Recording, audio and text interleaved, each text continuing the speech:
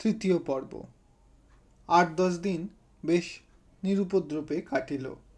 দিগম্বরী যে কটাক্ষ করিতেন না তাহা নহে, কিন্তু রাম রাগ করিত না। বৌদিদির সেদিনকার কথা ঠিক বিশ্বাস না করিলেও তাহার ভয় হইয়া গিয়াছিল। কিন্তু ভগবান বিরূপ, আবার দুর্ঘটনা ঘটিল। আজ দিগম্বরী তাহার পিতৃদেবের উদ্দেশ্যে ১২টি ব্রাহ্মণ ভোজনের সংকল্প করিয়াছিলেন। পিতার প্রেতাত্মা এতদিন ছেলের বাড়িতে চুপ করিয়াছিল, এখন নাত জামাইয়ের বাড়িতে যাতায়াত করিতে লাগিল। অবশ্য স্বপ্নে, তবু তাহাকে সন্তুষ্ট করা চাইত। সকালবেলা রাম আঁক কষিতেছিল। ভোলা আসিয়া চুপি চুপি খবর দিয়া গেল, দা ঠাকুর, ভগা বাগদি তোমার কর্তিক গণেশকে চাপবার জন্যে জাল এনেছে, দেখবে এসো। একটু বুঝাইয়া বলি, বহুদিনের পুরাতন গোটা দুই খুব বড় গোছে রুই মাছ ঘাটের কাছে সর্বদাই ঘুরিয়া বেড়াইত। মানুষজনকে সে দুটো আদৌ ভয় করিত না। রাম বলিত এরা তার পোষা মাছ, এবং নাম দিয়াছিল কার্তিক গণেশ। এ পাড়ায় এমন কেহ ছিল না যে ব্যক্তি কার্তিক গণেশের অসাধারণ রূপগুণের বিবরণ রামের কাছে শোনে নাই, এবং তাহার অনুরোধে একবার দেখিতে আসে নাই।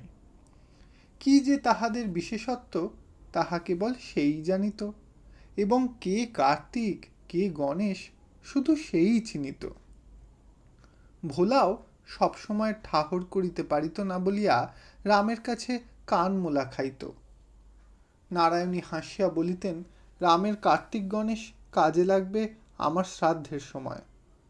ভোলার খবরটা রামকে কিছু মাত্র বিচলিত করিল না। সে স্লেটের উপর ঝুঁকিয়া পড়িয়া বলিল, একবার চেপে মজা দেখুক না, জাল ছিঁড়ে তারা বেরিয়ে যাবে। ভোলা কহিল, না দা ঠাকুর, আমাদের জাল নয়, ভগা জেলেদের মোটা জাল চেয়ে এনেছে, সে ছিঁড়বে না। রাম স্লেট রাখিয়া বলিল, চল তো দেখি। পুকুর ধারে আসিয়া দেখিল, তাহার কার্তিক গণেশের বিরুদ্ধে সত্যই ষড়যন্ত্র চলিতেছে। ভগা ঘাটের কাছে জলে কতগুলা মুড়ি ভাসাইয়া দিয়া জাল উদ্যত করিয়া প্রস্তুত হইয়া আছে। রাম আসিয়া তাহাকে একটা ধাক্কা মারিয়া বলিল, হতভাগা, মুড়ি দিয়ে আমার মাছ ডাকছ? ভগা কাঁদো কাঁদো হইয়া বলিল, বড়বাবু হুকুম দিয়ে গিয়েছেন, অন্য মাছ আর পাওয়া গেল না দা ঠাকুর। রাম তাহার হাত হইতে জাল ছিনাইয়া লইয়া টান মারিয়া ফেলিয়া বলিল, যা দূর হ। ভগা জাল তুলিয়া লইয়া আস্তে আস্তে চলিয়া গেল। রাম ফিরিয়া আসিয়া পুনর্বার স্লেট পেন্সিল লইয়া বসিল। সে কাহার উপর রাগ করিবে না প্রতিজ্ঞা করিয়াছিল। দিগম্বরী আজ সকাল আহ্নিক সারিয়া লইতেছিলেন। নেত্য আসিয়া খবর দিল, মাছ পাওয়া গেল না দিদিমা। ছোটবাবু ভগা বাগদিকে মেরে ধরে হাঁকিয়ে দিয়েছেন। এই মাছ দুইটার উপর দিগম্বরীর লুব্ধ দৃষ্টি ছিল। বড় রুই মাছের মুড়ার সম্বন্ধে বিধবার মনের ভাব অনুমান করিতে নাই। সুতরাং লোভ তাহার ঠিক নিজের জন্য নয় বটে, কিন্তু নিজের কোনো একটা কাজে স্বহস্তে রাঁধিয়া সৎ ব্রাহ্মণের পাতে দিয়া পুণ্য ও খ্যাতি অর্জন করিবার বাসনা অনেক দিন হইতে তিনি মনে মনে পোষণ করিতেছিলেন। কাল জামাইয়ের মত লইয়া, অর্থাৎ কার্তিক গণেশ সম্বন্ধে আভাস মাত্র না দিয়া জেলেদের মোটা জাল চাহিয়া আনাইয়া প্রজা ভগা বাগদিকে ৪ আনা বকশিস কবুল করিয়া সমস্ত আয়োজন একরূপ সম্পূর্ণ করিয়াই রাখিয়াছিলেন। আজ সকালেও সে দুইটা প্রাণীকে ঘাটের কাছে ঘুরিতে ফিরিতে দেখিয়া আসিয়া নিশ্চিন্ত হৃষ্ট চিত্তে জপে বসিয়াছিলেন। এমন সময় এরূপ দুঃসংবাদ তাহাকে হিতাহিত জ্ঞানশূন্য করিয়া তুলিল। তাহার দাঁত কিরমির করা অভ্যাস ছিল।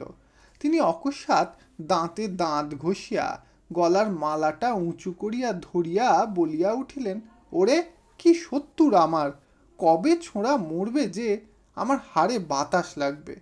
বাসি মুখে এখনো জল দিইনি ঠাকুর, যদি সত্যির হও যেন তেরাত্তির না পোহায়।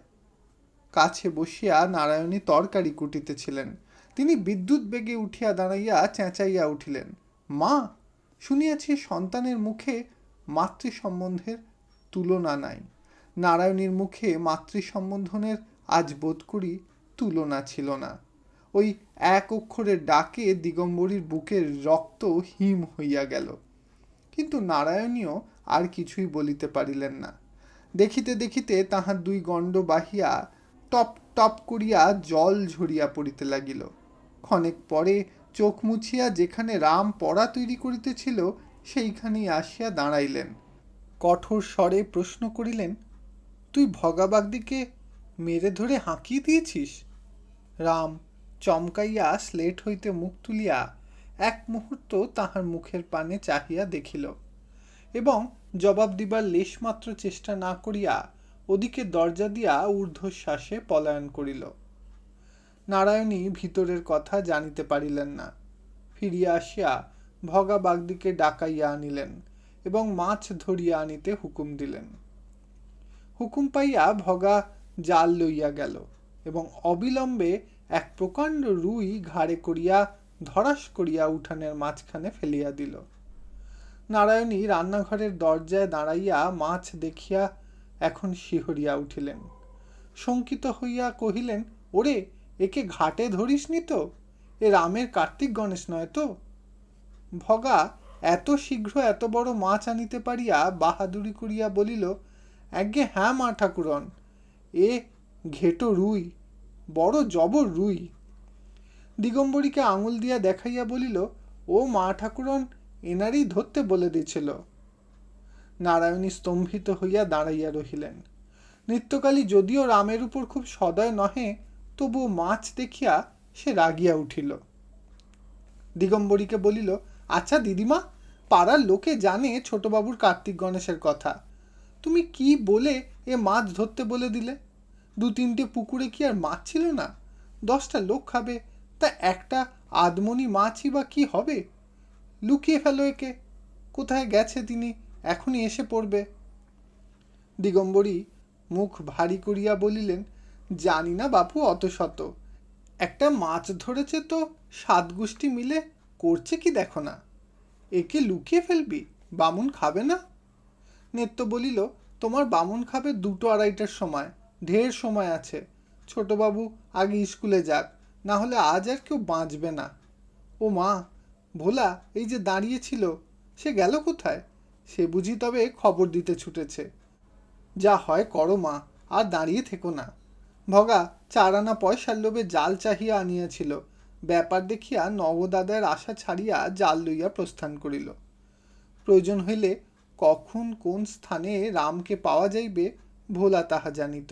সে ছুটিয়া গিয়া বাগানের উত্তর ধারের পিয়ারাতলায় আসিয়া উপস্থিত হইল। রাম একটা ডালের উপর বসিয়া পা ঝুলাইয়া পিয়ারা চিবাইতেছিল। ভোলা হাঁপাইতে হাঁপাইতে বলিল, দেখবে এসো দা ঠাকুর, ভগা তোমার কার্তিককে মেরেছে। রাম চিবানো বন্ধ করিয়া বলিল, যা। সত্যি দা ঠাকুর, মা হুকুম দিয়ে ধরিয়েছে, এখনো উঠোনে পড়ে আছে, দেখবে চলো। রাম ঝুপ করিয়া লাফাইয়া পড়িয়া দৌড়িল এবং ঝড়ের বেগে ছুটিয়া আসিয়া উঠানের মাঝখানে একবার থমকিয়া দাঁড়াইয়া চিৎকার করিয়া উঠিল, ওগো, এই তো আমার গণেশ। বৌদি, তুমি হুকুম দিয়ে আমার গণেশকে ধরালে? বলিয়াই মাটির উপর উপুর হইয়া পড়িয়া কাটা ছাগলের মতো সে পা ছুঁড়িতে লাগিল।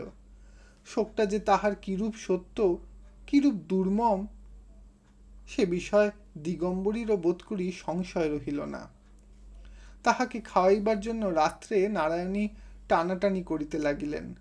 রাম তাহার হাত ছুঁড়িয়া ফেলিয়া দিল এবং সমস্ত দিন উপবাসের পর গোটা 5-6 ভাত মুখে দিয়া উঠিয়া গেল। দিগম্বরী আড়ালে দাঁড়াইয়া জামাইকে বলিলেন, তুমি একবার বলো, না হলে নারায়ণী খাবে না, সে সারা দিন উপোস করে আছে। শ্যামলাল জিজ্ঞাসা করিলেন, উপোস কেন? দিগম্বরী কান্নার অভাবে কণ্ঠস্বর করুণ করিয়া বলিলেন, আমার 100 ঘাট হয়েছে বাবা, কিন্তু কেমন করে জানবো বলো? পুকুর থেকে বামুন ভোজনের জন্য একটা মাছ ধরালে মহাভারত অশুদ্ধ হয়ে যায়। শ্যামলাল বুঝিতে না পারিয়া ডাকিলেন, নেত্য, কি হয়েছে রে? নেত্য আড়াল হইতে বলিল, সেটা ছোটবাবুর গণেশ। শ্যামলাল চমকিত হইয়া বলিয়া উঠিলেন, রেমোর কার্তিক গণেশের একটা নাকি? নেত্য বলিল, হ্যাঁ। আর বলিতে হইল না। তিনি আগা গোড়া ব্যাপারটা বুঝিয়া লইয়া বলিলেন, রাম খায়নি বুঝি? নেত্য বলিল, না। শ্যামলাল বলিলেন, তবে আর খেতে বলে কি হবে, সে খায়নি, ও খাবে কি? দিগম্বরী বলিতে লাগিলেন, এমন কাণ্ড হবে জানলে বামুন খাওয়াবার কথাও তুলতুম না বাবা। ও নিজে কেনই বা হুকুম দিয়ে মাছ ধরালে, কেনই বা এমন ধারা করছে, তা সে ওই জানে। আমি তো চুপ করেই ছিলাম, তবু সব দোষ যেন আমারই।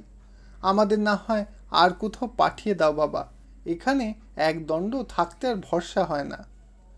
একটুখানি চুপ করিয়া রীতিমতো কান্নার সুরে পুনরায় শুরু করিলেন, কপাল আমার এমন করে যদি নাই পুড়বে, তবে এমন ভাই বা মরবে কেন? আমাকেই বা লাথি ঝাঁটা খেয়ে থাকতে হবে কেন? বাবা, আমরা নিতান্ত নিরুপায়, তাই হাত জোর করে বলছি, আমাদের একটা কিছু উপায় তোমাকে করে দিতেই হবে। শ্যামলাল ব্যস্ত হইয়া উঠিলেন, কিন্তু হ্যাঁ না কিছুই বলিতে পারিলেন না। নারায়ণী আড়ালে দাঁড়াইয়া নিজের মায়ের এই নির্লজ্জ ঠকামোর লজ্জায় মরমে মরিয়া যাইতে লাগিলেন। তিনি ফিরিয়া আসিয়া রামের রুদ্ধ দরজায় ঘা দিয়া ডাকিলেন, লক্ষ্মী মানিক আমার, দোরটা একবার খুলে দে। রাম জাগিয়াছিল, সাড়া দিল না। নারায়ণী আবার ডাকিলেন, ওঠ, দোর খোল। এবার চেঁচাইয়া বলিল, না, খুলব না, তুমি যাও, তোমরা সবাই আমার শত্রুর। আচ্ছা তাই, তুই দোর খোল।